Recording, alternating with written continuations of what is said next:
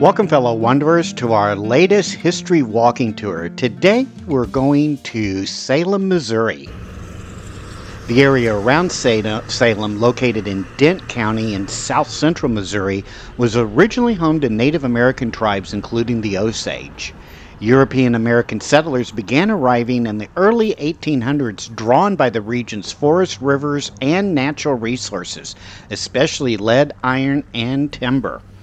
In 1851, Dent County was officially established, named after Lewis Dent, an early settler. Around this time, a small settlement began to form near the center of the new county.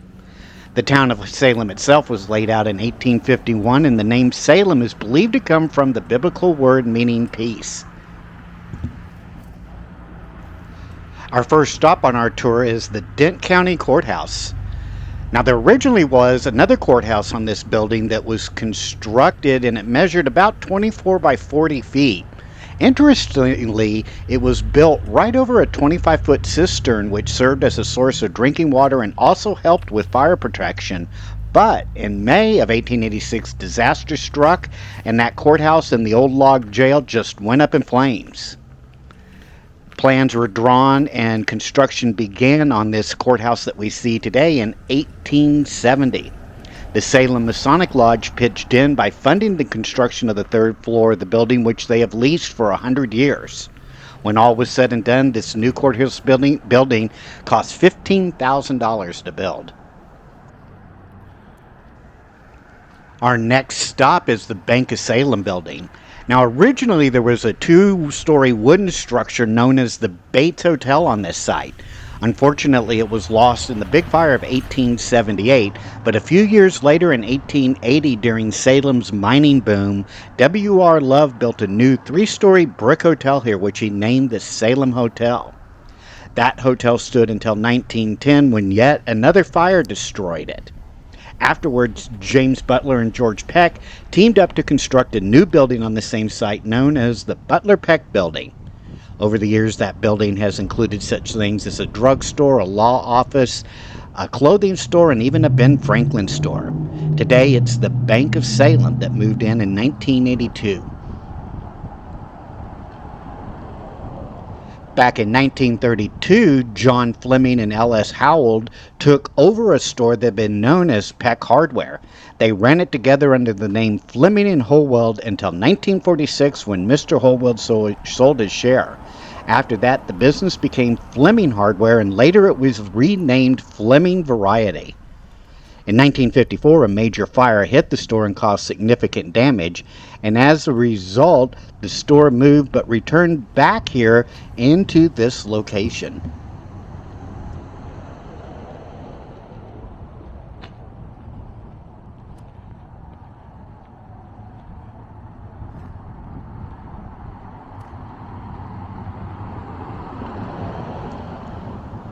The L. Kaufman Company holds the distinction of being the third oldest business in Salem, dating all the way back to 1895.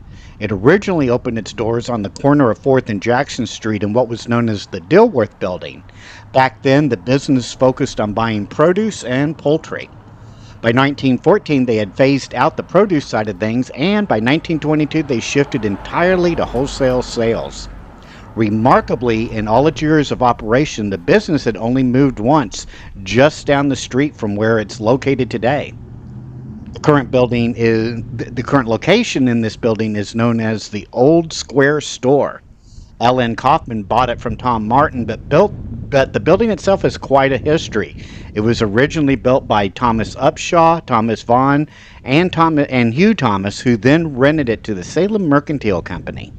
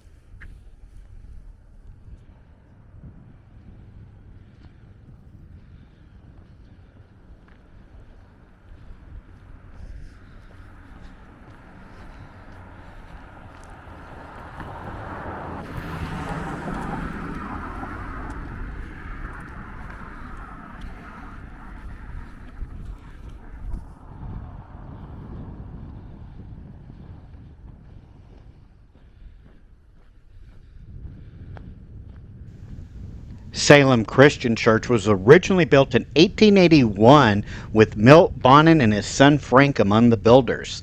The total cost of construction at that time was just $2,000, but that was a significant investment for a growing community.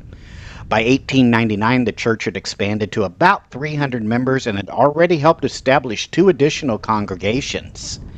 As the church family continued to grow, so did the need for more space, and in 1913 a basement was added beneath the buildings and wings were built on either side of the sanctuary for classes. Further expansion came in 1955 when a new addition was built at the back of the church.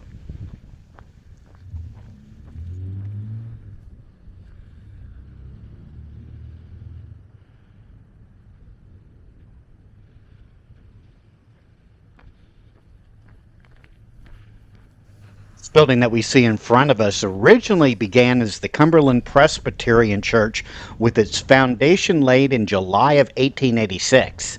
It was officially dedicated just a few months later in November of 1886 by Reverend W. H. Black from St. Louis. Over time, the building changed hands and purposes. It later became home to the Church of Christ before eventually being purchased by Calvin McIntosh of McIntosh Furniture, who used it for storage space. In the 1990s, the building took on a new life where it opened up as an antique store.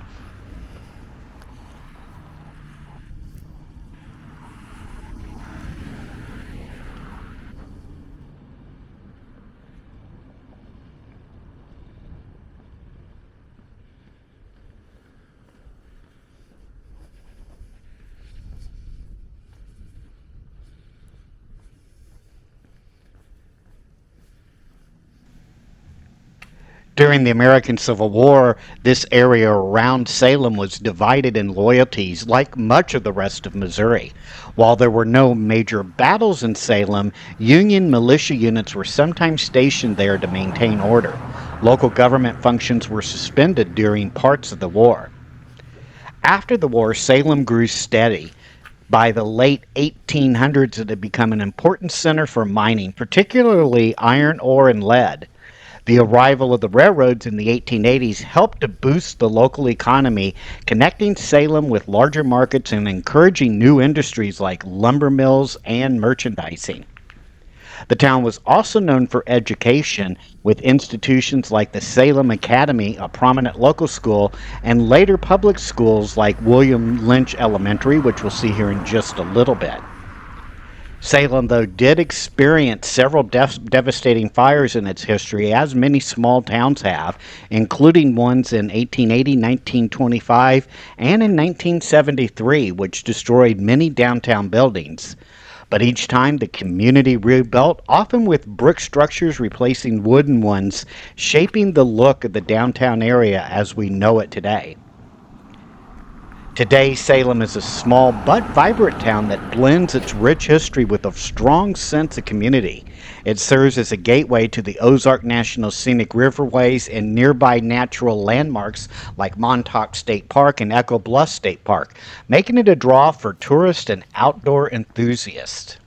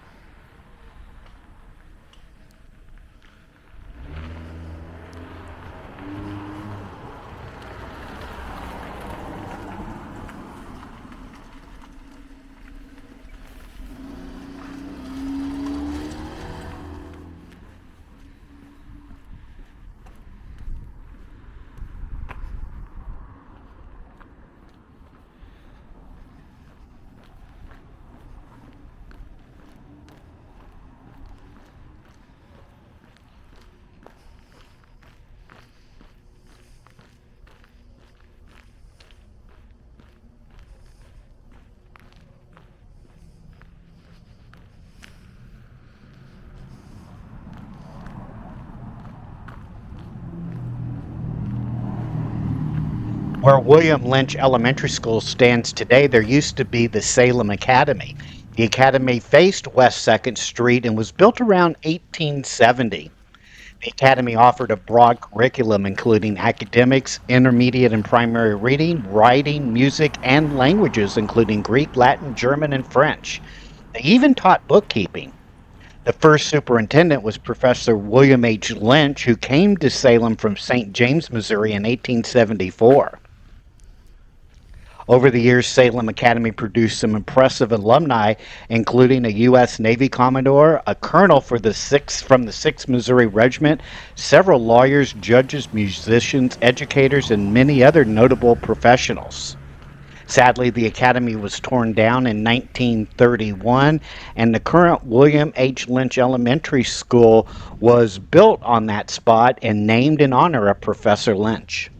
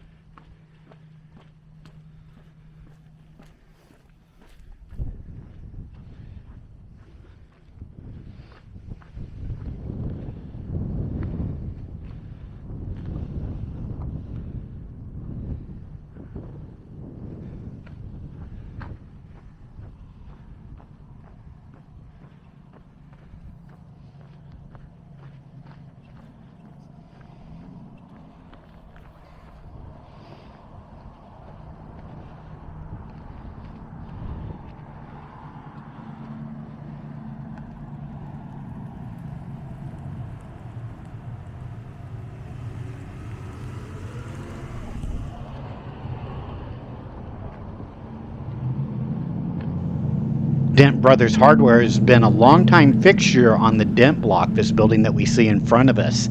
It was originally established way back in 1867 by Ferguson Dent.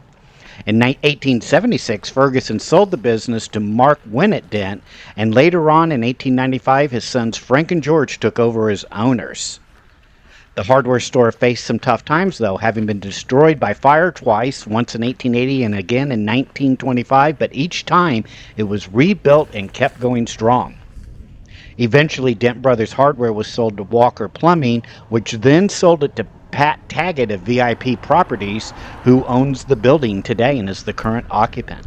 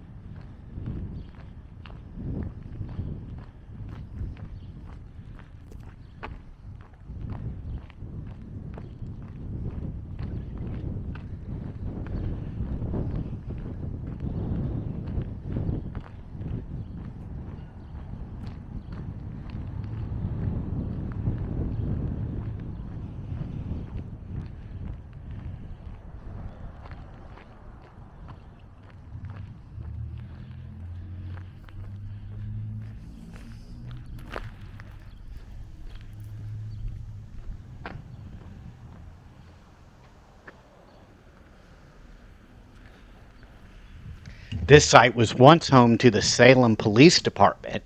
Back in January of 1957, Dent County leased the property to the city of Salem for just $1 a year. That very same night, the city began accepting bids to build a new police station, and the final winning bid came in at about $2,000. Years later, that old police station was torn down, making way for the current Judicial building that we see today that was constructed in 1978.